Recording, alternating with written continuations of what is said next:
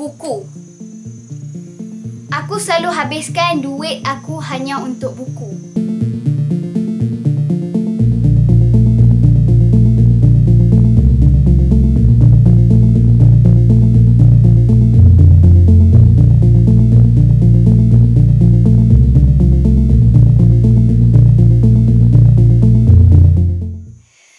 Books really drive me crazy.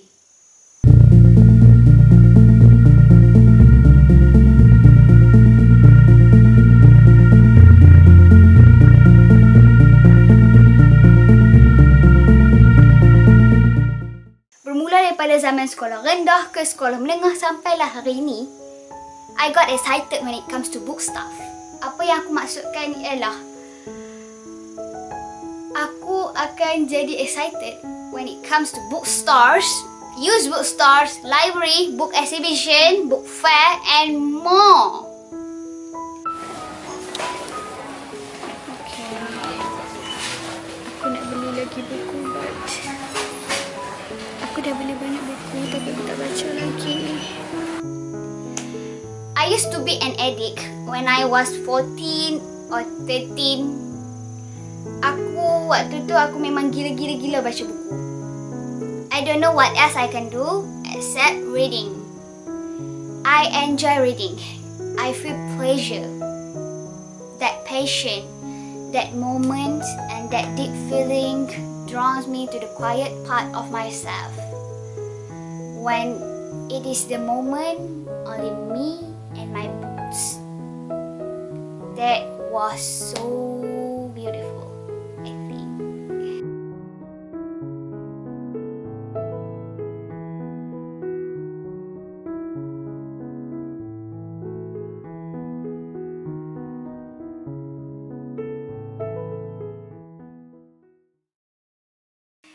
Then, that era is finally over. The end of the game. My passion started having a climax change. Aku punya passion dah mula berubah. So, at that moment, I got distracted by so many cool things around me. I watched K-drama. I started active on my Instagram, posting, kejap follower. And then I watch YouTube video every day. The schoolwork, the homework, the club project, the school camping, school project, seminar, and macam-macam lagi lah become my priorities at that moment. Jadi, di saat itulah aku mula berhenti membaca sehingga kini.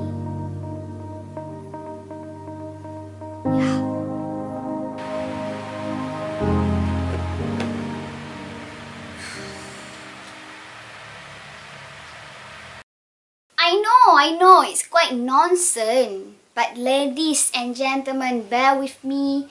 Berhenti membaca di sini artinya aku berhenti membaca with pleasure. Aku stop baca dengan rasa pleasure.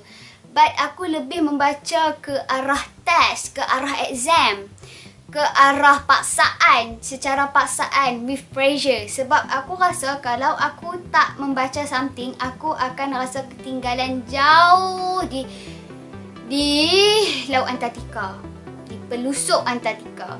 So we call this as a FOMO, feeling of missing out in book version. Jadi pada hari ini, ujian makin mencabar. Aku masih mengamalkan that unhealthy diet, feed myself with unhealthy content. Between Netflix, movie, K-dramas, TikTok, social media, Twitter, Instagram, stalk sana sini, Facebook lagi, TV pun. Jadi bila waktunya aku nak baca buku? Bila?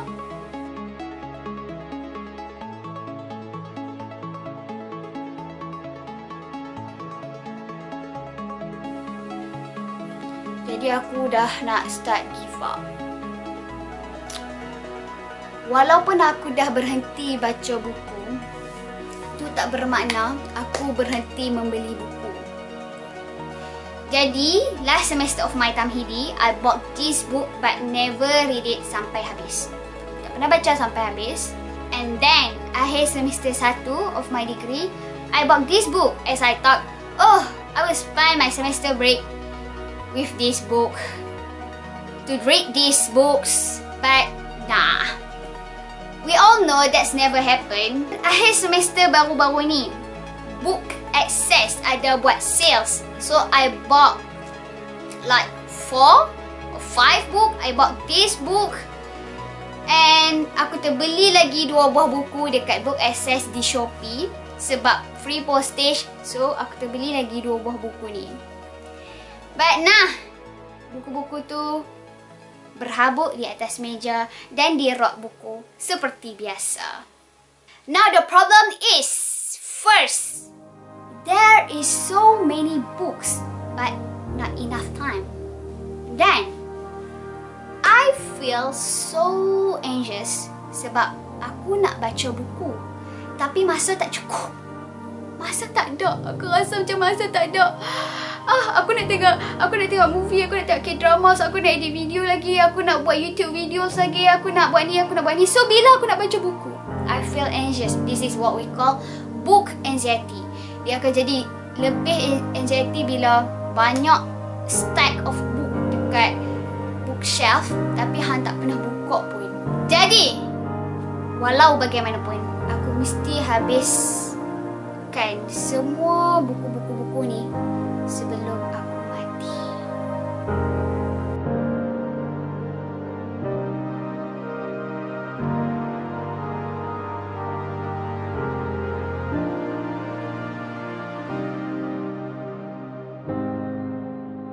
Jadi, pada hari yang indah ini, aku ingin kongsikan beberapa tips ataupun beberapa cara untuk kita restart balik membaca kepada semua orang yang ingin mula membaca semula ataupun ingin mula membaca dan jadi pembaca.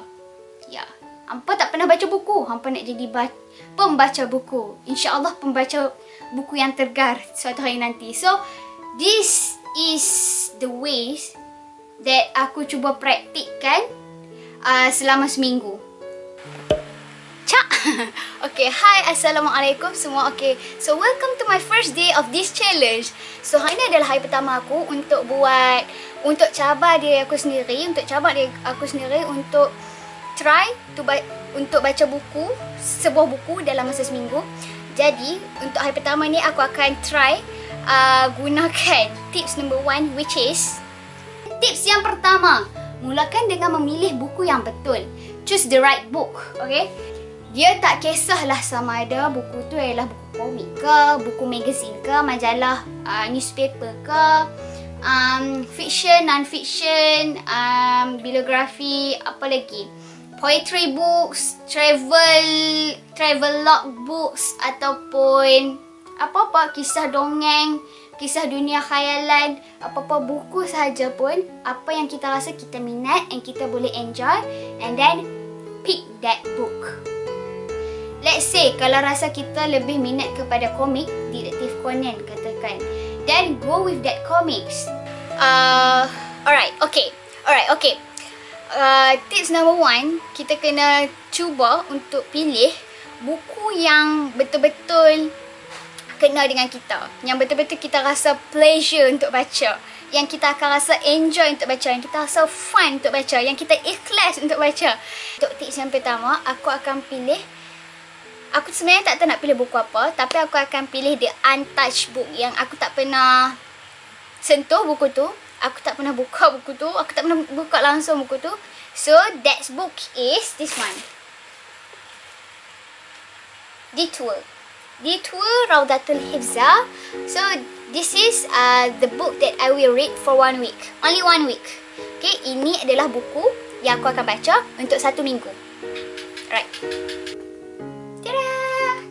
Detour by Raudatul Hifzah. Dr. Raudatul Hifzah. Okay, untuk buku Detour ni, aku tak pernah selok pun muka surat dia. Aku tak pernah baca pun sinopsis dia. Sebelum aku beli pun aku tak baca sangat pun sinopsis dia. Aku macam, okay. Selain daripada abang yang dekat book fair last year suggest dekat aku, so beli buku ni. Dia cakap, buku ni best adik. Okay, aku okay beli sebab nak cukupkan combo promotion tu.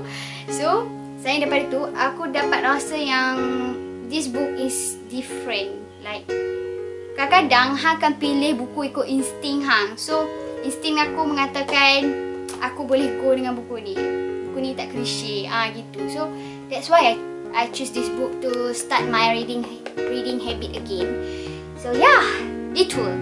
So hi, alright, I'm done with day 1. I just wanna let you know that I'm done with day 1. So aku baru je baca sampai prolog, tak masuk lagi bab 1. Sekejap lagi aku akan sambung balik sampai bab 1 dan seterusnya, insyaAllah. We'll see on day 2. Kita tengok day 2 esok macam mana. Adakah aku mampu teruskan semangat membaca aku? Kita tengoklah macam mana kan. The second tips is berhenti baca buku yang tak menarik minat kita lagi.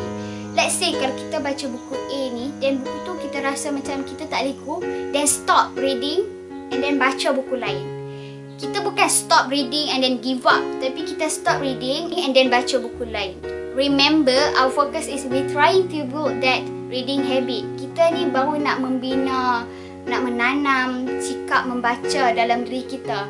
Jadi kalau kita teruskan dengan baca buku yang kita tak minat, sampailah kita muak dengan buku tu, sampailah kita rasa macam membaca ni membosankan, and then kita give up. So kita tak mau macam tu. So stop that book.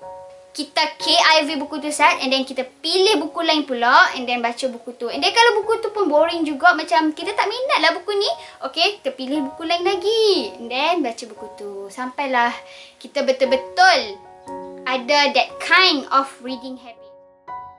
Welcome to my day 2 of this reading for a week challenge. So hari ni adalah hari kedua aku untuk challenge ni. Jadi untuk hari kedua ni aku akan menggunakan tips yang ketiga, which is tips yang ketiganya ialah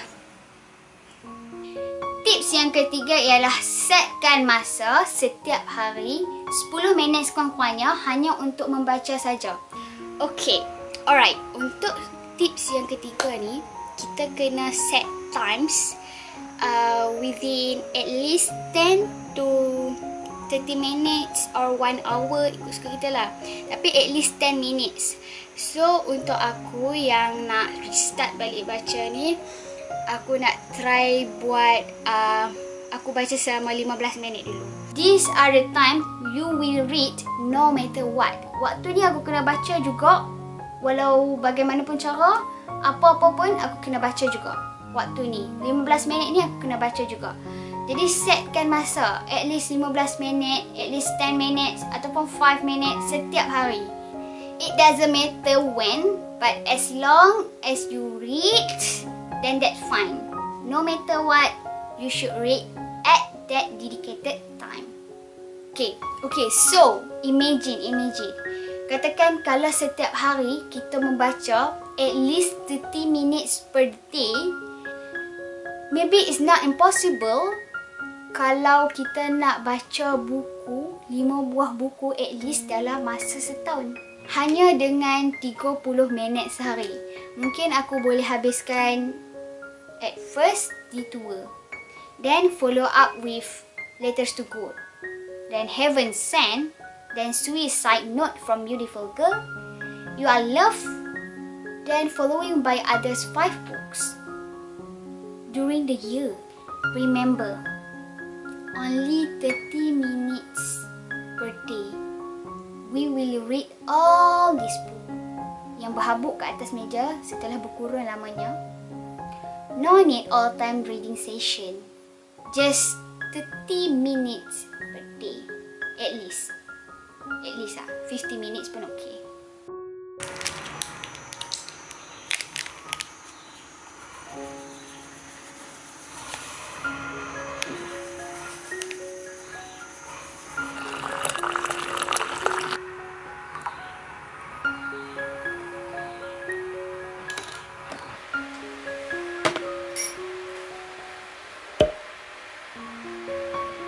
Tips yang keempat ialah cari tempat yang tenang, yang lapang, yang selesa khas untuk kita membaca, and create satu ruang membaca kalau kita tak ada lagi tempat tu. Cari tempat yang selesa, yang comfortable with less distraction. at least. It can be anywhere. Tak kisahlah dekat mana-mana pun. Dalam kereta, atas tilam, bawah pokok, atas rumput. Find a cozy sofa with a cup of coffee. Tempat yang kita rasa tenang, tepi pantai, on top of mountain, or anywhere that make you feel pleasant to read.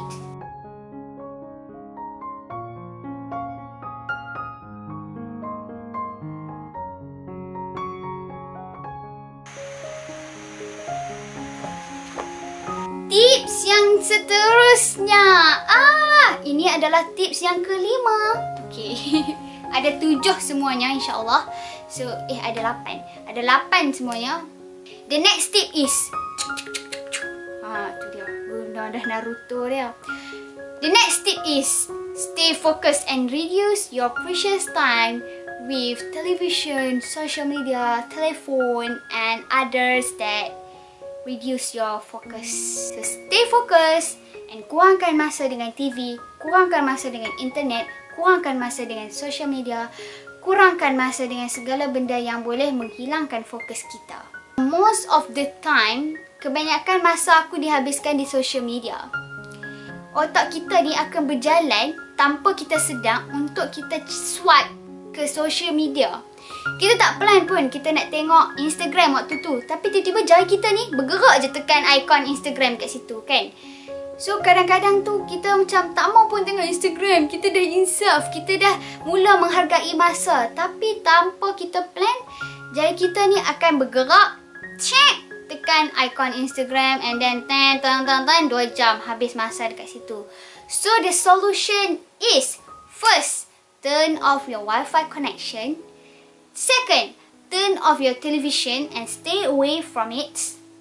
Dan untuk menghilangkan gangguan dan mengekalkan konsentrasi kita khas untuk membaca ataupun membuat perkara yang lebih berfaedah dan mengelakkan diri kita daripada memegang phone dan buka apps. Jadi di sinilah the function of Forest. App Forest. Kita boleh guna app Forest ni untuk stay focus. Hi, Assalamualaikum. So welcome to my day 4. So today is gonna be my day 4 of this reading with me for a week challenge. So hari ni adalah hari aku tak berkawan dengan Wi-Fi, TV and what else? And phone, of course. Phone is the biggest enemy for today. So how to stay focused from playing phones and turn to reading books? Let's get started. So I'm gonna use this app. We call it as a Forest. This is the icon of this app, Forest. Nampak tak pokok situ? Nampak? Ni lah yang mengganggu kita. WhatsApp masuk. Okay. So, okay, planetary. The first step is planetary, and then the second step is stay focused, and then stop tabbing. So your tree will die if you leave the app. So kita tanam pokok, and then pokok tu akan membesar. And then kalau kita tinggalkan apps ni, and then katakan kita mula kita dah tanam pokok, and then kita tinggalkan apps ni, and then kita move to the Instagram. So pokok ni akan mati, automatically mati. Jadi apa tunggu lagi? Don't waste a lot of time. So let's get started. Kita akan set 30 minit. Alright, off phone, vibrate phone and everything. So let's get started. Imagine kalau kita boleh cut our time with social media and replace it by books. Ini mungkin susah lah untuk sahabat-sahabat kita di luar sana, including me, susah kalau tak buka Instagram dalam masa sehari tu. Sebab macam aku cakap tadi, jari kita ni akan mencari juga Instagram tanpa kita sedari. But remember, hard work works. Hard work works. Okay, sudah 5 hari berlalu. Jadi aku rasa my reading speed is getting slow day by day. Kalau nak dibandingkan daripada dulu aku kelajuan aku membaca tu lagi laju daripada sekarang. Jadi aku try salah satu cara yang Google and YouTube suggestkan untuk kita baca dengan lebih laju, which is kita baca sambil kita tunjuk perkataan yang kita baca tu. Okay, saya suka makan nasi ayam. Saya suka makan nasi ayam di ni. Okay. So jadi macam kita akan lebih, mata kita ikut jari kita, jadi dia akan lagi lebih laju lah. Jadi bila kita baca sambil tunjuk perkataan yang kita baca tu, kita cuba bayangkan apa yang kita baca tu. Kita cuba bayangkan apa yang kita baca tu. Bila kita dapat bayangkan, kita hadamkan apa yang kita baca tu. Sebab apa kita nak hadamkan apa yang kita baca tu? Sebab kita nak masuk dalam cerita ataupun situasi yang kita baca tu. Jadi, kalau kita try buat macam ni, kita cuba bayangkan, kita cuba masuk dalam cerita tu, mungkin gesture, tekstur, aroma, bunyi-bunyi yang penulis nak sampaikan kepada kita, kita akan dapat akhirnya.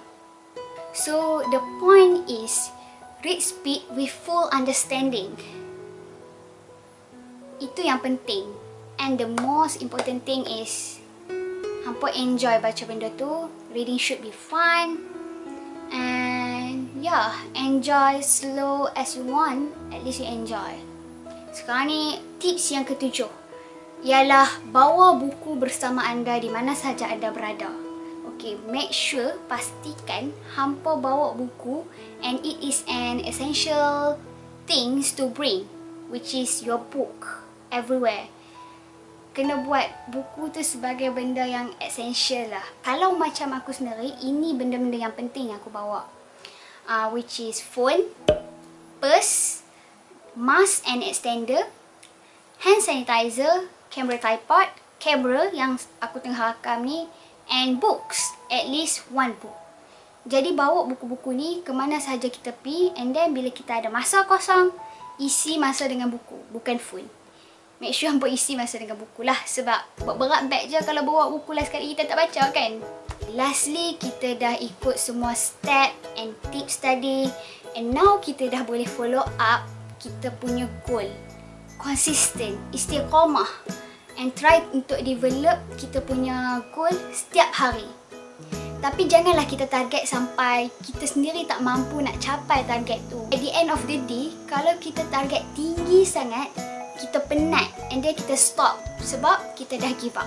Don't overachieve and don't aim too high. Let it be slowly but surely. Aku ulang lagi. Reading should be fun. At the end of the day, aku mula sedar bahawa membaca ni bukan hanya satu proses belajar semata-mata. The purpose of reading was not about to learn more anymore. Membaca ni ibaratkan seperti satu pintu teleport untuk kita pergi ke mana saja yang kita nak. Dengan membaca, kita boleh travel ke mana-mana saja yang kita mahu. Dengan membaca juga kita boleh pergi ke dunia lain, ke alam lain. And with reading, we can experience things, reflecting, feeling, traveling, imagine. And the most important part of reading is we can get to know more about ourselves, who really we are, who is our creator. Kita akan lebih dekat dengan Tuhan kita. Kita akan lebih mengenali siapa Tuhan kita dan siapa kita di dunia ini. Yeah, that is the real purpose of reading. Iqra, bacalah, merupakan satu amanah sulung dalam perutusan Allah kepada Nabi Muhammad SAW yang perlu disampaikan oleh baginda kepada umat manusia yang rata-rata pada ketika itu lemas tenggelam dalam lumpur syirik, dalam lumpur kekufuran dan khurafat. Iqra, bacalah.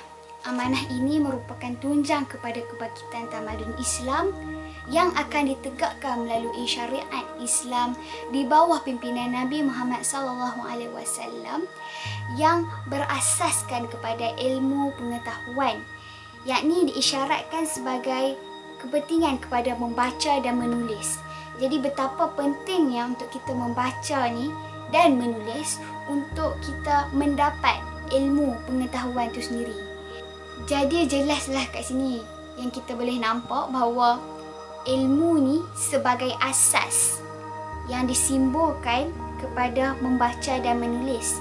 Dengan membaca dan menulis, kita akan dapat ilmu ni. Dan ilmu ialah asas kepada kehidupan. Bacalah, membaca itu jambatan ilmu. Dengan membaca, sungguh kamu akan mendapat sesuatu. Mengenal Tuhan dengan lebih dekat, mengenal diri kamu, melihat dunia dengan lebih luas dan tahu tujuan hidup ini.